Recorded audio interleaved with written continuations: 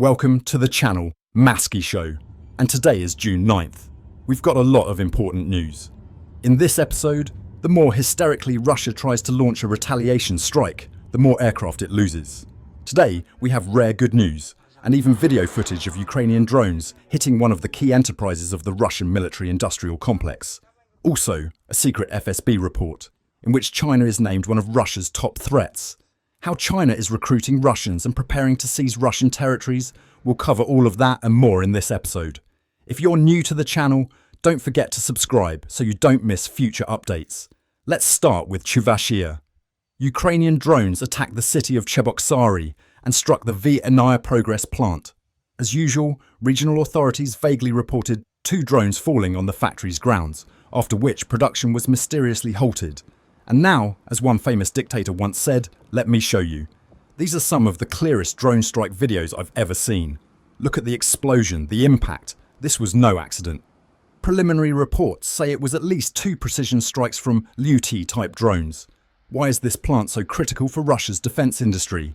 Because it develops electronics and control systems for S-300, S-400, S-500 air defense systems, Caliber, KH-101, KH-69 missiles, T-1A-M tanks, naval vessels and submarines.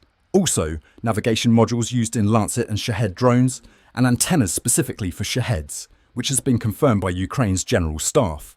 Distance to target, about 980 kilometers. In other words, a direct hit to the brain of Russian weapons systems.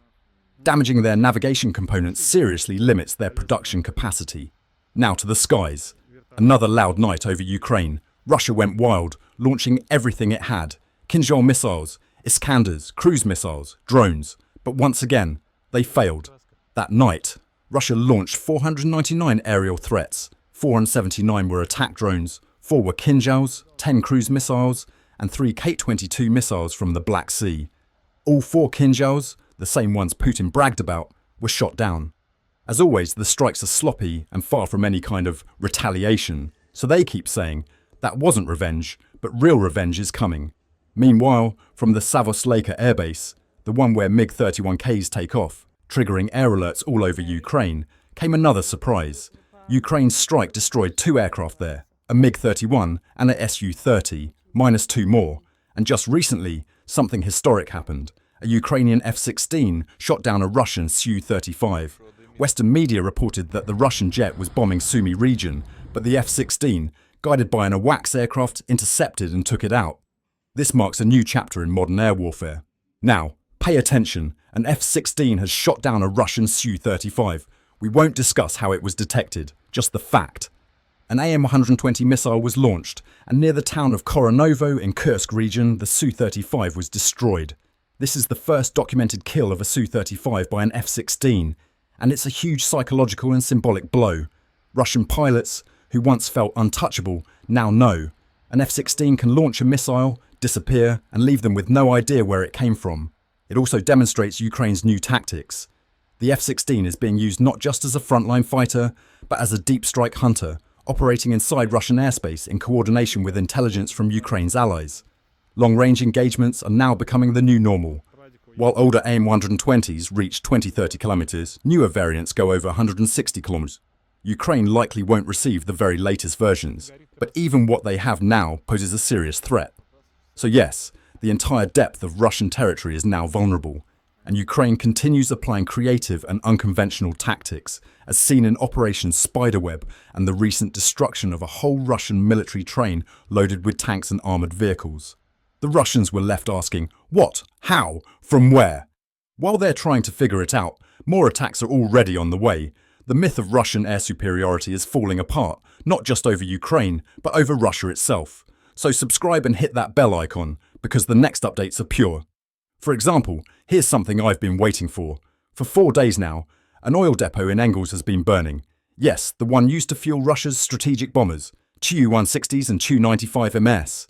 This is the Crystal Depot, part of the strategic fuel reserve, storing critically important supplies. At least 3 fuel tanks are on fire, and all Russian rescuers can do is hope the flames don't spread. There's no point trying to put it out.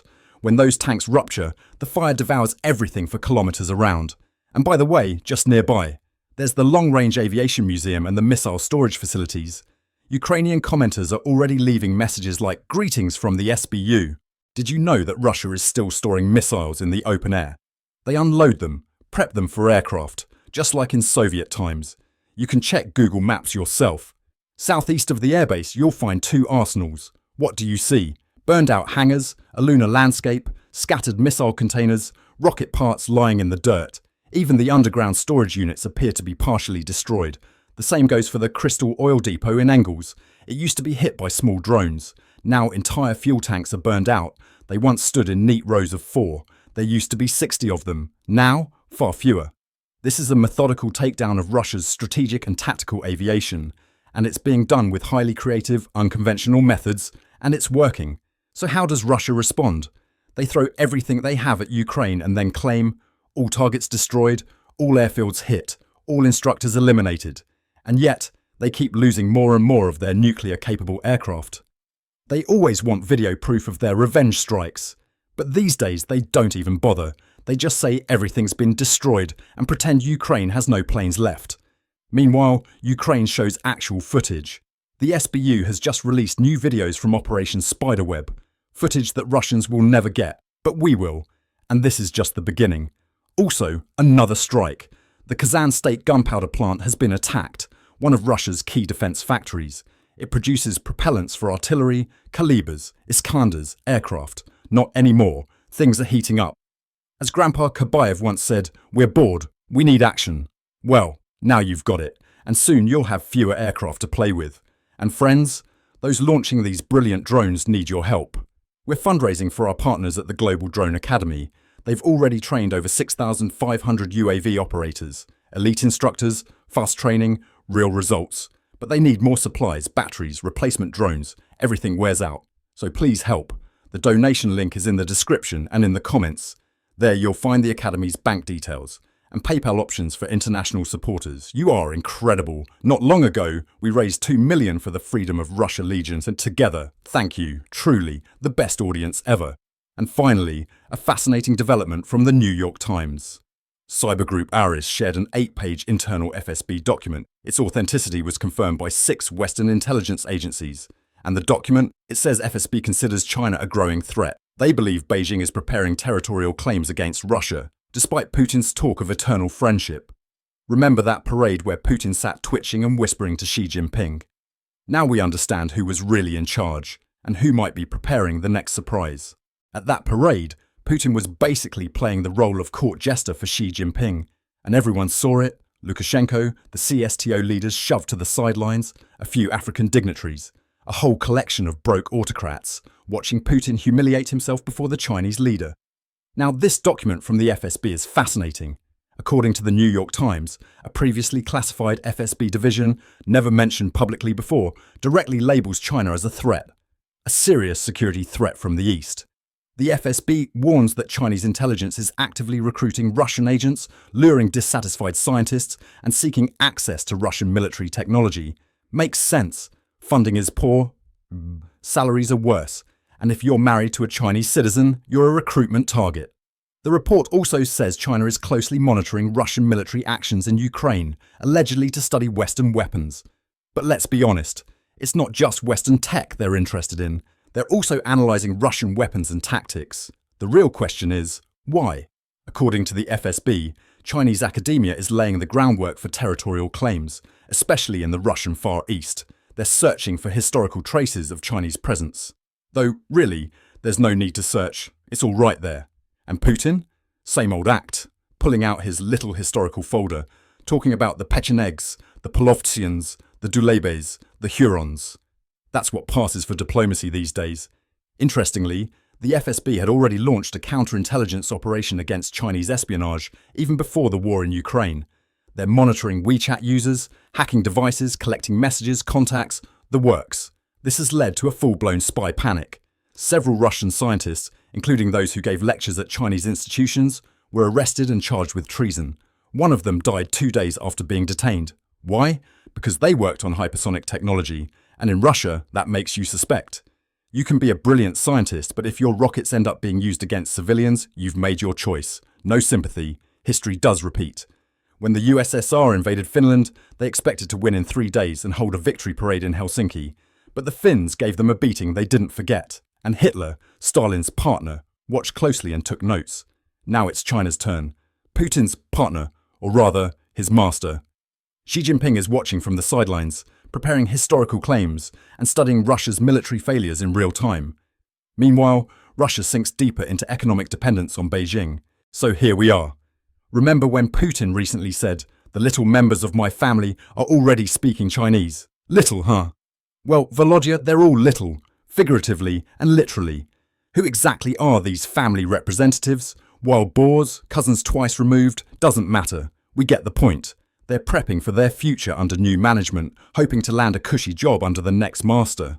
The FSB document is a huge red flag, and frankly, it's the right line of investigation. Will China simply wait until Russia is weak enough, then seize some territory? And honestly, who's going to resist? In the Far East, they could take it all in a day. Historical justice restored, as they'd say.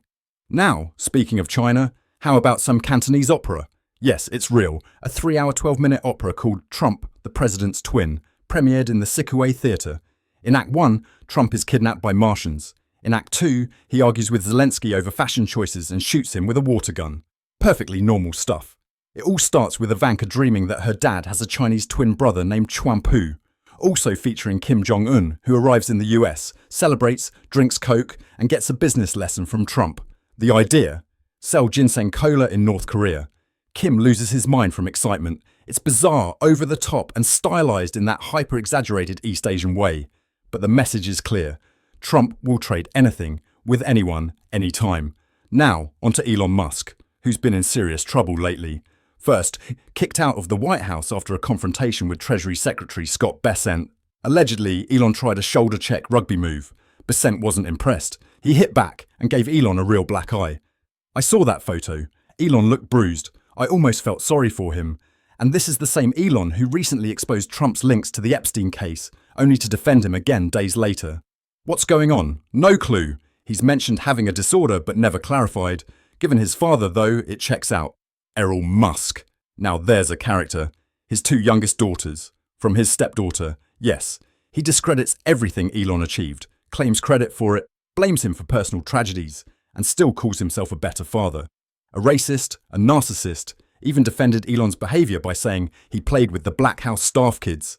And now, he's at the Russia 2050 forum with Lavrov, Malafev, and the rest of that demonic circus. Big smile, photo from Red Square. Found his people at last. I'm sure Russia has a special division to scout for the most shameless opportunists. Here's one, Vishor, they yell. Offer him cash. He'll sell his soul. And his mum's too. Add Oliver Stone to the list. Get his son a job at RT. He'll run to make Putin. The sequel. Steven Seagal?